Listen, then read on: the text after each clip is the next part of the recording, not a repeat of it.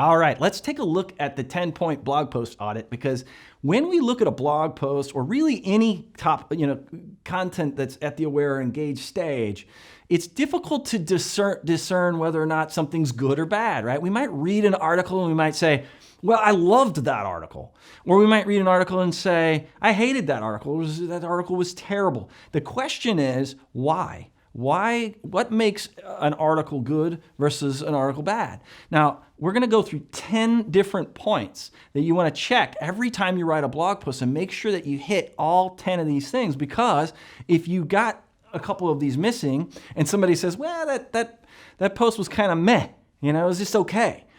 If you can identify what component of the article was just meh, you can fix it and go from, just kind of an average article, which is death today on the internet, right? To just create average stuff is not acceptable. We talked about that earlier when we talked about, do you need great stuff? Do you need great content? So how do you create great content? What are the components of a really amazing blog article? Well, there's 10 of them. And we're going to jump into my computer right now and we're going to review a few articles and use the 10-point blog post audit. All right, let's take a look at the 10-point blog post audit.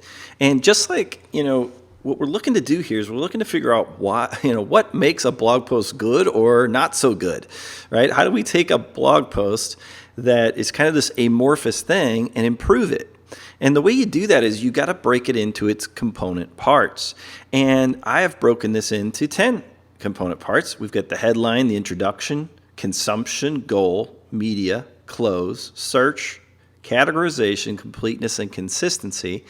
And you're going to use this audit to go through a blog post and make sure that you've got all your ducks in a row and that you've got an outstanding blog article. So you're going to give a score of 1 to 4. So you can make changes here, everything from exceptional all the way down to completely unsatisfactory, and it's going to tally the score up at the bottom. So if we give this a 1, we didn't like the headline at all, it's going to drop your score down immediately to a 93. And then the other way to use this is to type notes in here as to how this post could be improved.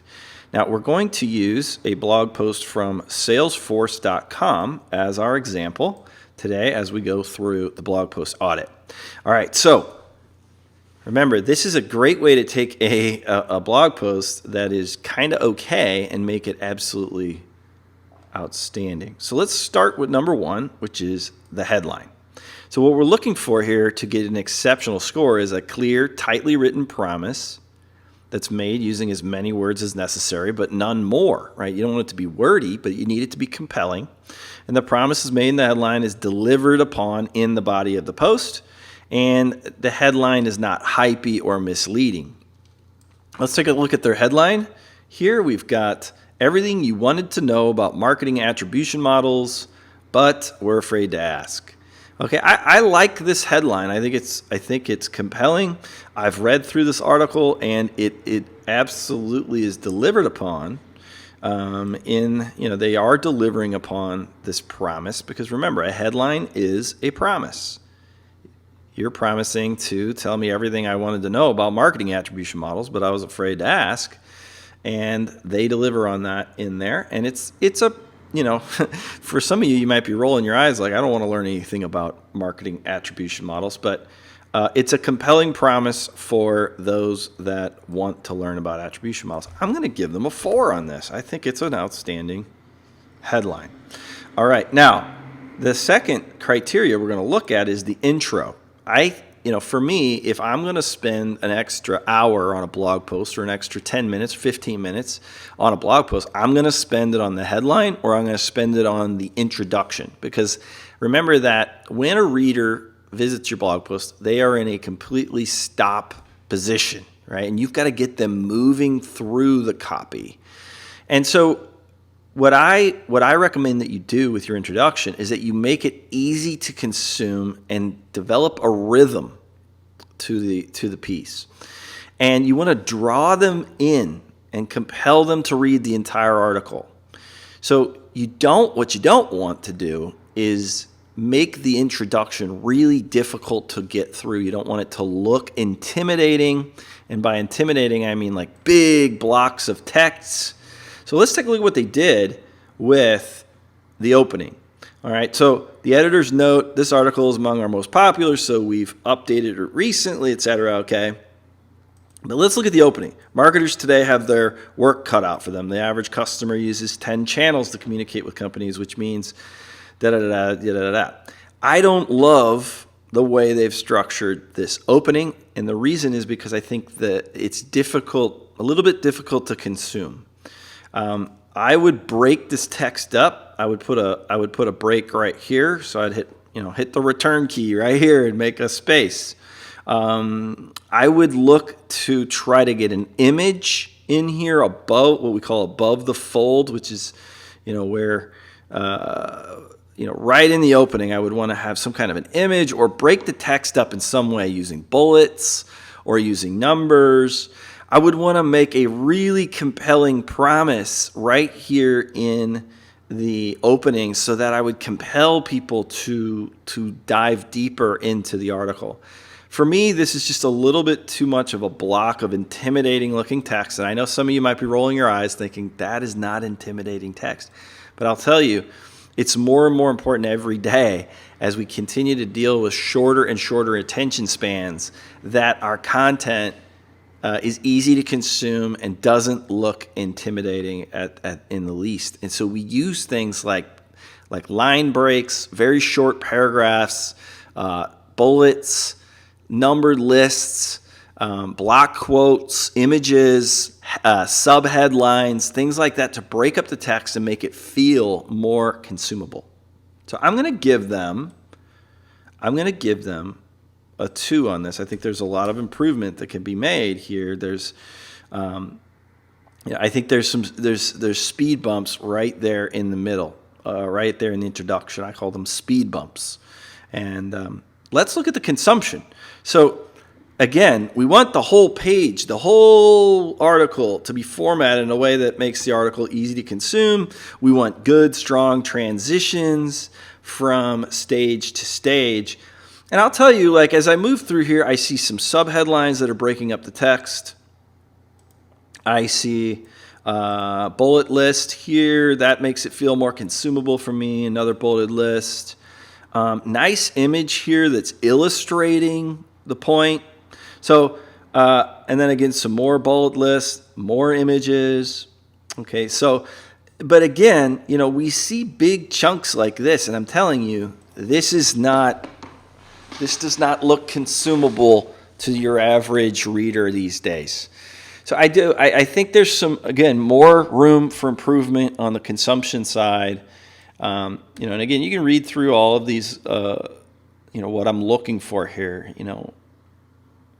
bullets, numbered lists, block quotes, transitions, stuff like that. We do not want to create speed bumps. Now, is there a clear goal? Let's look at number 4 here. Is there a clear call to action that is made that is relevant to the subject matter of the article? So let's go and look. Is there, because remember, it is not only bad marketing if I read this and I have no way to take another step down the customer journey.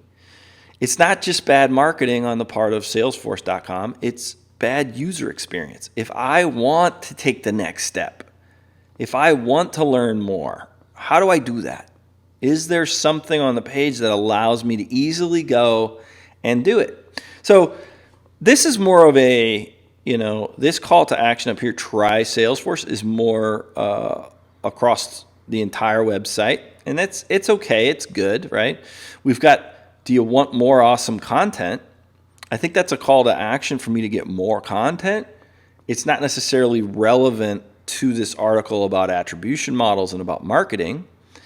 I see a little sidebar opt-in, or a little sidebar call to action here. Win customers, keep them happier, get the #1 CRM. I think this is a more of a site-wide sidebar call to action that's on every page. Here's some more articles.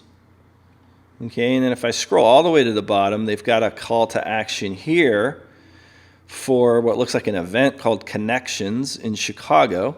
If I click on that, this looks like this is some event here, a conference. So it's a call to action. There's a number of calls to action here, which is great. It's not super relevant to marketing and attribution models. And the more relevant your call to action is, the better it's going to perform as an advertisement inside your article. So I'm going to give them a 3 on this. They've got a lot of, they're not failing to provide me a next step, but it's not super relevant. So a more relevant call to action is available. Let's look at the media. Images, video, and audio are clean and clear and high production value. So this site it's got a decent design to it. It looks a little bit dated to me. The images are good. I would not say outstanding graphics here, but they're good enough. That they're using here. So I'm going to give them a 3. And recommend that they could definitely improve those images a little bit, but overall looks pretty good. So then let's look at the close. How did they conclude the thing? Was it effective in the conclusion? Did they use humor, wit, insight, or otherwise? Or does it feel like what you're looking for here is you don't want the post to just feel like it just falls off a cliff and just ends. All right. So again, we're talking about attribution models here. We're going along. And the way that they are doing this is they're saying how to get started with marketing attribution.